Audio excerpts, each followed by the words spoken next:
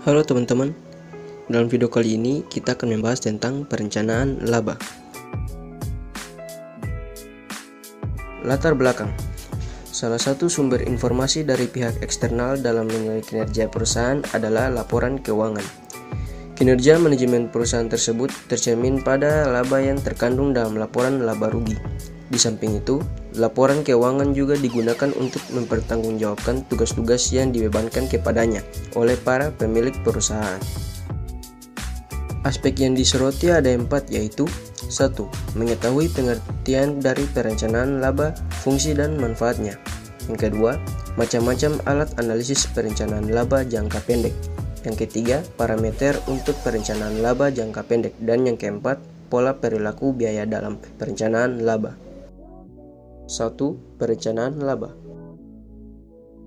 Pengertian perencanaan laba. Menurut Supriyono, perencanaan adalah proses untuk menentukan tujuan organisasi yang akan dicapai perusahaan dan mengatur strategi yang akan dilaksanakan. Perencanaan ini dapat disusun untuk jangka pendek atau untuk jangka panjang dan akan dapat dipakai sebagai dasar untuk membandingkan kegiatan perusahaan.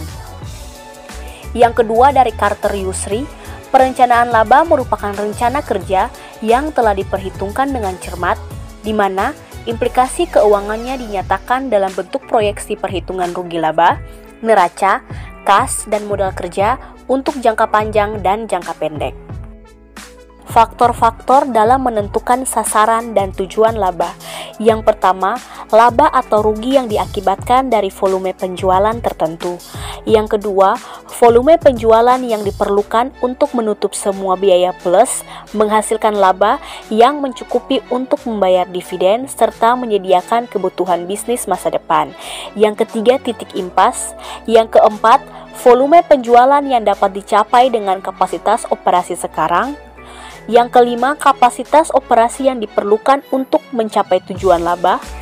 Yang keenam, pengembalian atas modal yang digunakan. Manfaat perencanaan laba. Yang pertama, menyediakan pengarahan ke semua tingkatan manajemen.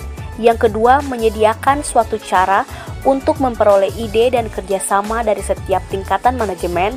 Yang ketiga, menyediakan pendekatan yang disiplin atas identifikasi penyelesaian masalah. Yang keempat, menyediakan suatu tolak ukur untuk mengevaluasi kinerja aktual. Dan yang kelima, meningkatkan koordinasi antar sesama manajer. Perencanaan laba jangka panjang. Perencanaan jangka panjang didefinisikan sebagai proses berkelanjutan dalam membuat keputusan sekarang secara sistematis dan dengan kemungkinan pengetahuan terhadap masa depannya, mengorganisasi usaha yang dibutuhkan untuk menentukan keputusan dan mengukur hasil dari keputusan ini dibandingkan dengan pengharapan melalui organisasi, umpan balik sistematik. Eksekutif bertanggung jawab atas menyiapkan dan memanage anggaran segmennya sendiri. Untuk lebih efektif, staf perusahaan bisa saja diikutkan dan merencanakan anggaran, tetapi yang menjadi keharusan adalah bahwa mereka harus mengerti agar anggaran dapat berfungsi dengan baik. Faktor-faktor yang mempengaruhi laba. Yang pertama, volume produksi mempengaruhi laba. Yang kedua, harga jual produk yang mempengaruhi volume penjualan. Dan yang ketiga, biaya yang menentukan harga jual untuk mencapai tingkat laba yang dikehendaki. Yang selanjutnya yaitu kita akan membahas tentang alat analisis atau parameter yang digunakan dalam perencanaan laba jangka panjang dalam proses penyusunan anggaran. Kita memiliki 5 alat analisis. Yang pertama kita bahas adalah mengenai impas. Titik impas ini sendiri merupakan titik di mana untuk menentukan volume penjualan yang bisa kita ketahui jika jumlah pendapatan sama dengan jumlah beban sehingga labanya itu menjadi sama dengan 0.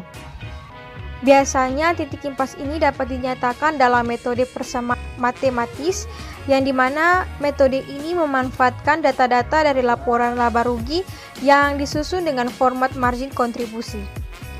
Metode ini sendiri menggambarkan perubahan unsur-unsur biaya, volume, dan laba, dan dalam metode ini diasumsikan bahwa harga jual dan biaya variabel per unit adalah konstan, sedangkan biaya tetap secara konstan tetap tetap per unit akan berubah tergantung dengan tingkat kegiatan sehingga berakibatkan pada laba atau unit yang akan berbeda juga. Dari pernyataan tersebut dapat kita ketahui persamaan dari impas ini sendiri, yaitu laba sama dengan penjualan dikurangi dengan jumlah biaya variabel ditambah dengan biaya tetap, atau dengan kata lain penjualan sama dengan biaya variabel ditambah biaya tetap dan laba. Sedangkan untuk menentukan berapa unit yang harus terjual untuk mencapai titik impas dapat kita hitung dengan cara titik impas atau dalam hal ini unit dengan biaya tetap dibagi dengan margin kontribusi per unit. Sedangkan titik impas dengan margin kontribusi dapat kita catakan berdasarkan nilai penjualan, yang dimana titik impas dalam hal ini penjualan merupakan hasil dari biaya tetap dibagi dengan rasio margin kontribusi.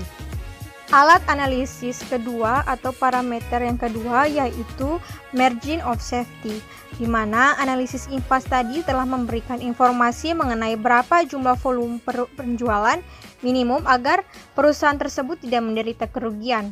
Apabila angka impas ini dihubungkan dengan angka pendapatan penjualan yang dianggarkan atau pendapatan penjualan tertentu, akan diperoleh informasi berapa volume penjualan yang dianggarkan atau pendapatan penjualan tertentu boleh turun agar perusahaan tidak menderita rugi. Dari selisih antara volume penjualan yang dianggarkan dengan volume penjualan impas merupakan angka dari margin of safety. Angka ini berhubungan langsung dengan laba apabila dihubungkan dengan marginal income ratio atau profit volume ratio. Dari pernyataan yang telah dijelaskan, maka kita bisa mendapat kesimpulan bahwa untuk persamaan margin of safety ini didapat dari laba sama dengan profit volume ratio dikali dengan margin of safety ratio. Atau juga bisa laba sama dengan laba kontribusi per pendapatan penjualan dikalikan dengan margin of safety dibagi pendapatan penjualan. Margin of safety ini juga dapat dihitung dengan menggunakan rumus matematis, yang dimana margin of safety sama dengan total anggaran penjualan dikurangi dengan penjualan impas, atau dapat pula dinyatakan dalam bentuk persentase, yang dimana persentase margin of safety merupakan hasil dari margin of safety dibagi dengan penjualan.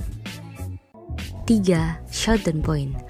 Apabila ditinjau dari sudut biaya, pengambilan keputusan untuk menutup usaha dilakukan dengan mempertimbangkan pendapatan penjualan dengan biaya tunai. Biaya tunai adalah biaya-biaya yang memerlukan pembayaran segera dengan uang kas. Rumus shutdown point atau titik penutupan usaha adalah biaya tetap tunai dibagi dengan contribution margin ratio. 4. Degree of operating leverage. Dengan parameter ini, manajemen akan dengan cepat mengetahui dampak setiap usulan kegiatan yang menyebabkan pendapatan penjualan terhadap laba bersih perusahaan. Rumus dari degree of operating leverage adalah laba kontribusi dibagi dengan laba bersih. 2. Pola perilaku biaya. Pola perilaku biaya. Perilaku biaya berarti bagaimana biaya akan bereaksi atau merespons perubahan aktivitas bisnis. Bila aktivitas bisnis meningkat atau menurun, biaya tertentu mungkin akan naik atau turun atau mungkin juga tetap.